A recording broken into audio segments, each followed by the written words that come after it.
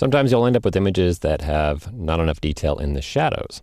And here's a good example of that. Let's open up this raw file inside Camera Raw. Again, since it is a raw file, we can just double click and that will invoke the Camera Raw dialog here. And I want to open up those shadows to reveal the hidden detail. You can see the grass is really dark here.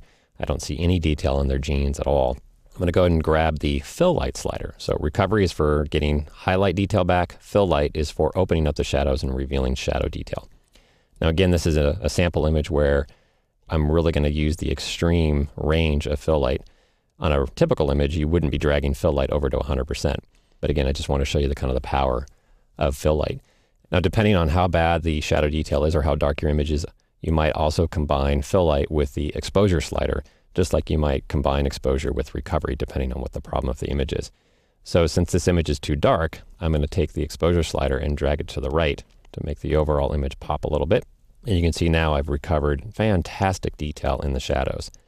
Now, one thing to mention, I'm not going to address it in this particular video here, but one thing that can actually happen when you open up the shadows, either through a combination of the fill light slider or with the exposure slider as well, is that you can reveal the color noise that was present inside the file as well.